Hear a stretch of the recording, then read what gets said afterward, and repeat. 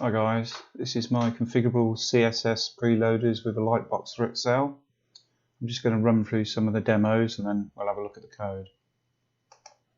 So the first demo, the circles demo. On circles you can just change the size of the animation. And there's two user forms, one's an animation and one's a Lightbox. So the Lightbox is the overlay, but you can actually toggle these around as well. So you can actually have the animation user form as the overlay, which I'll show you later. So that's the circles animation. The donut animation, you can change the colour and the thickness of the donut itself. So there, I've set that one to orange, kept it quite thick. I'm just running a little task in the background, just colouring some squares, just so it acts like a dummy task.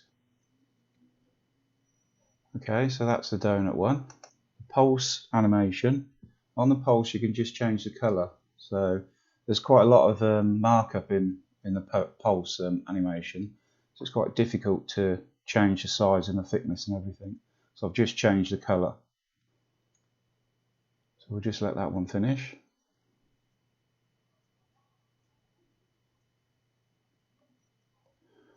We'll take a look at the ring. So it's a bit like the donut, just a bit thinner. And it just has the segment just rotating.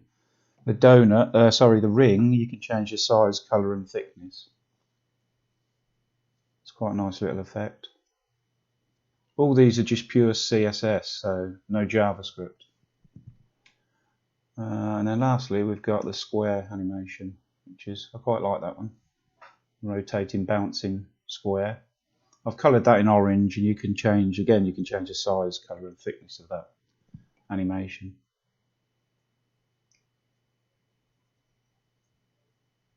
Let that finish. Okay, I'll show you now just running a simple task. It's just going down, I think, 1500 rows. I'll just run it again. Just printing a random number. That's task one. The second task I'll show you. This one actually toggles the user form, so the animation goes behind, goes to the bottom, and the Lightbox is the overlay, comes to the top. So let's have a look at that one. Just adds a neat little effect. Again, you can try and right click, you can't do anything. No matter what order the user forms are in, you can't right click, view the source or anything.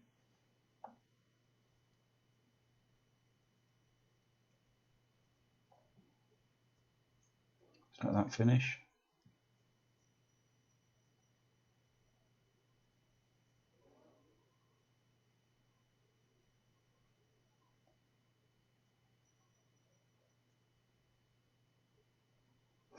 Okay, and then the last one is I've allowed you to change the Lightbox light and dark colours. So this is doing a darker Lightbox.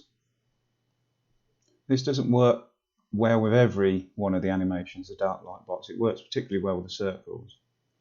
I don't think it works too good with the ring or the donut, if I remember. So it's quite better to have the white Lightbox. Just let that finish. I'll just have a quick look at the code. This is actually running just a dummy task down here as well, just output into the status bar. Okie doke, so let's just have a look at the code. So all the examples are just in the sheet code module.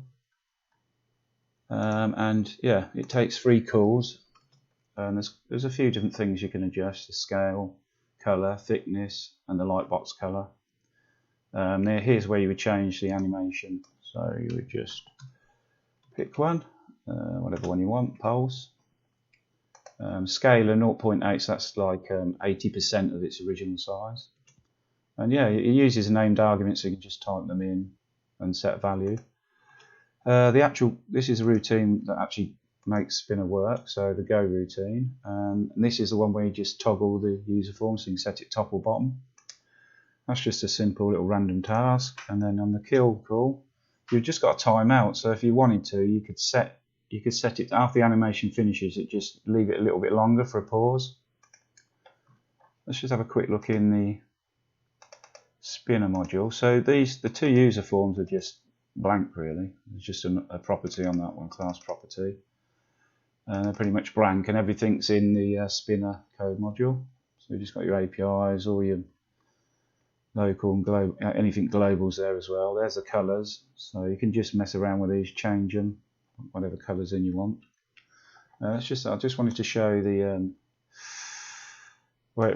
this is where it chooses the spinner types and just pulls a simple subroutine by reference and just pulls in the markup for each different spinner. Yeah, this was something I was just going to show you. I had a lot of problems with CSS stuff before, not really displaying right or things happening on the web browser. So by adding this in, it refreshed it really well.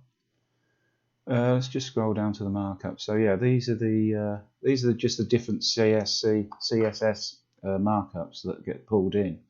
So just HTML documents with some style, and then just div class in the body for each one, and they just get pulled in. So they're pretty small really, there's not much code in them, apart from the last one, the pulse one, which is quite large. And yeah, you can see what you can set, even though these are for every subroutine, it's the same things you can pass and set. It doesn't apply to all the spinners. So I think the pulse one, for example, you won't be able to set the color.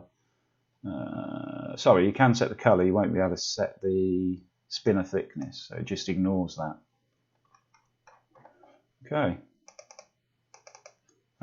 Oh, and this, I just mentioned this is initialization routine again for spinner. So when the workbook opens, it just prepares everything, just speeds it up a little bit, just runs the init function.